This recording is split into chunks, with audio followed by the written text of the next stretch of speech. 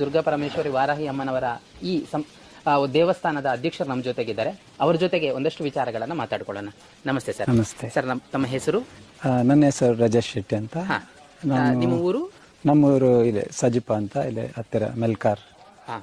ನೀವು ಎಷ್ಟು ಸಮಯ ಆಯ್ತು ಈ ಸಂಸ್ಥೆಗೆ ಅಧ್ಯಕ್ಷರಾಗಿ?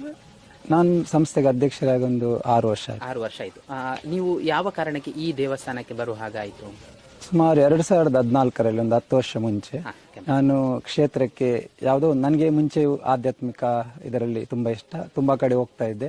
ಆದರೆ ನಮ್ಮೊಂದು ರೇಖಿ ಗುರೂಜಿ ಅವರು ಈ ಕ್ಷೇತ್ರಕ್ಕೆ ಹೋಗು ಅಂತ ಹೇಳಿದ್ರು, ಅದಕ್ಕೋಸ್ಕರ ಅಂತ ಬಂದೆ.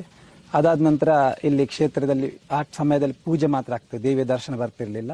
ಒಂದು ದಿವಸ ನಾನು ಕ್ಷೇತ್ರಕ್ಕೆ ಪೂಜೆಗೆ ಅಂತ ಬಂದಾಗ ದೇವರ ದರ್ಶನ ಪ್ರಾರಂಭ ಆಯಿತು. ದೇವಿ ದರ್ಶನದಲ್ಲಿ ಒಂದು ನುಡಿ ಹೇಳಿದ್ರು, ಏನಂದ್ರೆ ನೀವು ಎಲ್ಲಿಗೆ ಹೋಗೋ ಅವಶ್ಯಕತೆ ಇಲ್ಲ, ಎಲ್ಲ ಕಡೆ ಹೋದ್ರು ಜನಗಳು ನಾನು ಸುಮ್ಮನೆ ಇದು ಮಾಡ್ತಾರೆ. ಇನ್ನು ಮುಂದೆ ನೀನು ಭಕ್ತಿಯಿಂದ ಇಲ್ಲಿ ನನ್ನನ್ನೇ ಸೇವೆ ಮಾಡು, ನನ್ನ ಸೇವೆಗೆ ಎಷ್ಟು ನೀನು ಗಮನ ಕೊಡುತ್ತೀಯ ಅಷ್ಟು ನಿನಗೆ ನಾನು ಒಳ್ಳೇದು ಮಾಡುತ್ತೇನೆ ಅಂತ. ಅದಾದ ನಂತರ ನಾನು ಯಾವ ವ್ಯಕ್ತಿಯ ಹೋಗೋ ಅವಶ್ಯಕತೆ ಇಲ್ಲ, ಎಲ್ಲ ಕಡೆ ಹೋದ್ರು ಜನಗಳು ನಾನು ಸುಮ್ಮನೆ ಇದು ಮಾಡ್ತಾರೆ. ಇನ್ನು ಮುಂದೆ ನೀನು ಭಕ್ತಿಯಿಂದ ಇಲ್ಲಿ ನನ್ನನ್ನೇ ಸೇವೆ ಮಾಡು, ನನ್ನ ಸೇವೆಗೆ ಎಷ್ಟು ನೀನು ಗಮನ ಕೊಡುತ್ತೀಯ ಅಷ್ಟು ನಿನಗೆ ನಾನು ಒಳ್ಳೇದು ಮಾಡುತ್ತೇನೆ ಅಂತ. ಅದಾದ ನಂತರ ನಾನು ಯಾವ ವ್ಯಕ್ತಿಯ ಇದಕ್ಕೆ ಹೋಗಿಲ್ಲ, ದೇವಿಯ ದರ್ಶನ ಸೇವೆಗೆ ಬರ್ತೇನೆ. ಮತ್ತು ತಾಯಿಯನ್ನು ಮುಖ್ಯವಾಗಿ ನಾನು ಭಕ್ತಿಯಿಂದ ಆರಾಧನೆ ಮಾಡ್ತೇನೆ, ನನ್ನ ಮನೆಯಲ್ಲಿ ಮಾಡ್ತೇನೆ, ಮತ್ತು ಇಲ್ಲಿ ಕ್ಷೇತ್ರದಲ್ಲಿ ಸಹ ಬಂದು ನನ್ನಿಂದ ಏನಾಗುತ್ತೆ ಅದನ್ನು ತಾಯಿಗೆ ನಾನು ಸಮರ್ಪಣೆ ಮಾಡುತ್ತೇನೆ.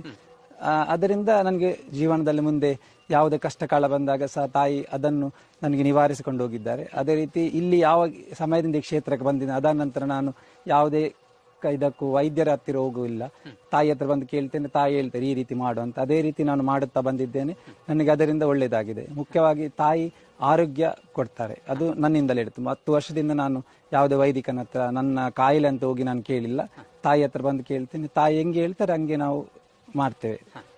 ನಿಮ್ಮ ಈ ಜೀರ್ಣೋದ್ಧಾರ ಸಮಿತಿಯಲ್ಲಿ ಎಷ್ಟು ಜನ ಇದ್ದಾರೆ, ಯಾರೆಲ್ಲ, ಹೇಗೆ? ಸದ್ಯಕ್ಕೆ ನಮ್ಮ ಜೀರ್ಣೋದ್ಧಾರ ಸಮಿತಿಯಲ್ಲಿ 6 ಜನ ಇದ್ದೇವೆ.